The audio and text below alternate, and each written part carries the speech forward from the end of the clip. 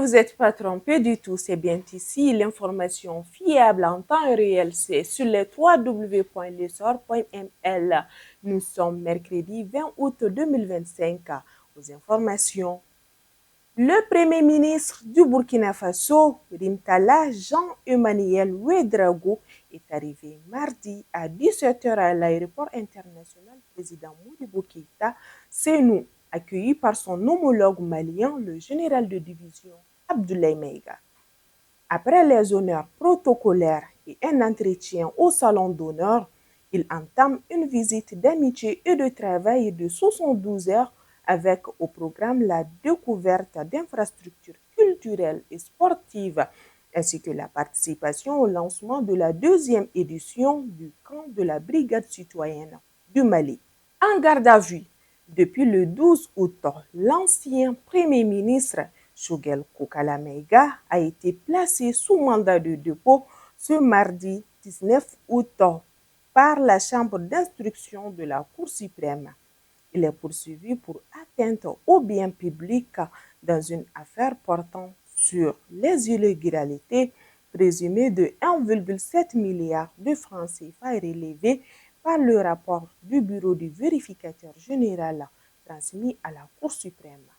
L'information a été donnée par son avocat, Maître Cheikh Oumar Konaré, dans un communiqué sur les réseaux sociaux. Les travaux de la deuxième session ordinaire de la Chambre correctionnelle du tribunal militaire de Mopti au titre de l'année 2025 ont commencé le lundi 18 août au siège de cette juridiction à Sévaré.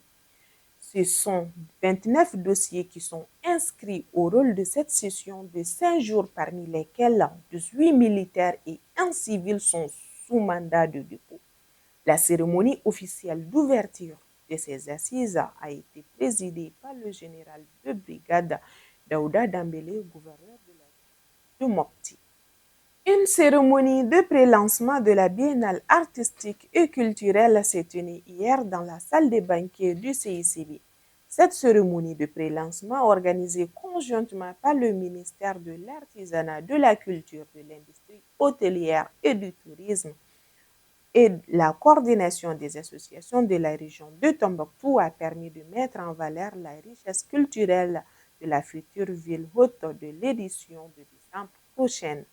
C'était sous la coprésidence des ministres chargés de l'artisanat, de la culture, Mamou Dafé, et de la réconciliation, de la paix et de la cohésion nationale, le général de corps d'armée Ismaël Ouaké. Dans un choc 100% ouest-africain, le Mali et la Côte d'Ivoire s'affrontent aujourd'hui même pour le compte des quarts de finale de l'Afrobasket masculin 2025 à 15h. Jugé à travers le parcours réalisé par les deux équipes au premier tour, la Côte d'Ivoire fait figure de favorite. Les éléphants ayant terminé premier de la poule A avec un bilan parfait de 3 victoires en autant de matchs. Cependant, la sélection malienne semble déterminée et motivée par l'ambition d'écrire sa propre histoire et d'aller le plus loin possible dans cette compétition. Angola 2025 à l'actualité continue sur les www.lesar.ml ainsi que sur toutes nos différentes plateformes.